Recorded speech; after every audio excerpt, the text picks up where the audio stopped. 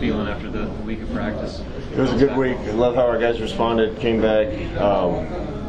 They improved big time this week in practice on both sides of the ball. I saw more attention to detail, more effort to make stuff work. Really good week of practice, and I feel great about where we are.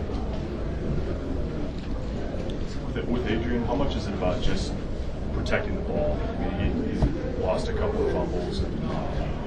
Yeah, I don't want to make a story where it isn't like he's turned it over 20 times. So to me, it's not an issue, but I also don't want it to become an issue. We preach ball security all the time and take care of the football and the importance of the turnover margin. When you win it, you win. When you don't win the turnover battle, you got a good chance of not winning. So we stressed it just as much or more than ever this week, and we got to take care of the football. Did you guys hold an open tryout for kickers this week? We didn't hold an open tryout for kickers. We called the club soccer team to see if they had any kids that had done it before.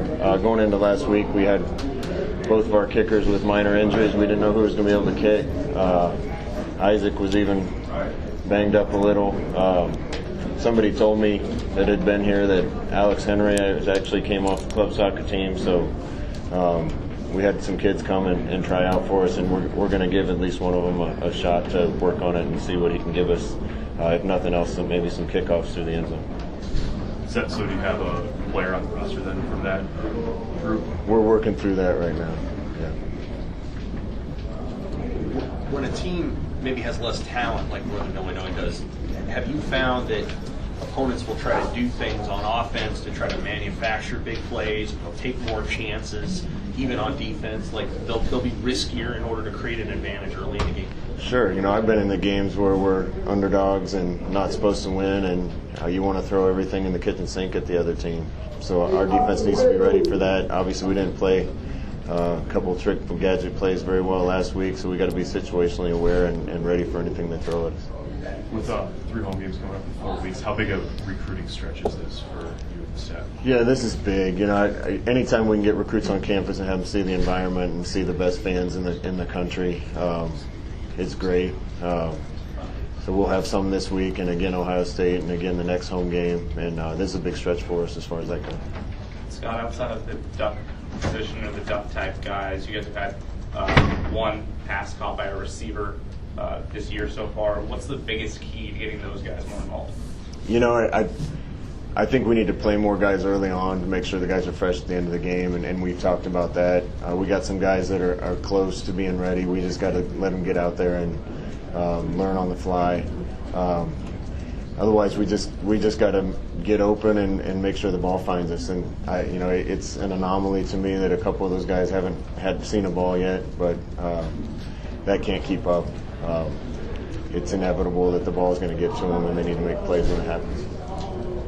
Now that Cam Jurgens has a couple games under his belt, do you notice any more confidence in him than maybe the beginning of fall camp? Yeah, Cam's a stud. He's getting closer to 100% healthy. I don't think he's been 100% yet, but every week that goes by, he feels better. You got to remember, too, he's playing his 3rd football game at Nebraska and didn't play a lot late in his career in high school. So I love where he's headed. There's just a learning curve with him and a lot of other of our young guys. Troy mentioned yesterday Wando may plan a little bit more running back. I know you move them all over the place, but would you line them up? Do you plan on lining them up in the backfield any more than the first couple weeks? Yeah, we need to get him the ball. I mean, you can see it pretty clearly that good things happen when the ball's in Maurice's hands. Good things happen when the ball's in Wandale's hands. We need to get other guys involved, but we need to create any way we can to get those 2 guys with the ball. And if we're not getting one of them enough touches, then we got to manufacture it and allow them to make the plays that they're capable of. Is that where his smarts helps you guys, because he's smart enough to be able to adjust to various positions? Yeah, down the road, I think you're just going to be able to put him in wherever you want to and let him run the offense. His first year, he's doing really well, but it's hard to just move him and mix him and match him. So we got to be smart with how we use him. But he's capable of doing both. It's just hard to overload him with 3 different positions right now. And the more time goes by, I think the more we're going to be able to utilize him because of his familiarity with what we're doing. What's the key to getting Diedrich going a little bit more? Diedrich's gotten some chances. I think, game one, I don't think there was a lot for him to work with. A couple little detail things where he's missed a couple cuts that he won't miss once he gets more familiar.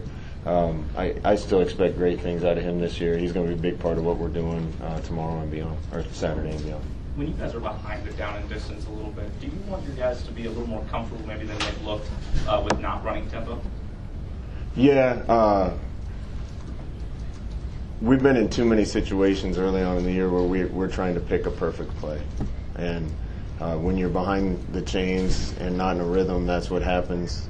And that's not really who we are. So we got to be better on first down, and we got to stick to what we know and what we can do well, and what the guys know and can do well. And the key to that's having good first downs, having good second downs, so we're not in situations where these guys Saturday are going to stand 6 or 7 guys up the line of scrimmage and be coming from every direction on 3rd and long. So as many 3rd and longs as we can stay out of, the better off we are. Did you make any decisions with your last couple scholarship spots for the fall, or is that still? Yeah, I think we have. I'll probably announce that on Monday. Scott, you said before you like playing in the morning. With this being a night game, what do you do to pass the time all day? Well, I just like playing in the mornings and get it done, and coaches can go home and see their family, and the kids can rest a little longer for the next game. But that being said, there's something special about Memorial Stadium at night. I can't wait to see the environment. We got the best fans anywhere, and we're all grateful for them. So I can't wait to feel the buzz in the stadium. During the day, probably just sit around and watch more film and make sure prepared. Good. All right, thanks.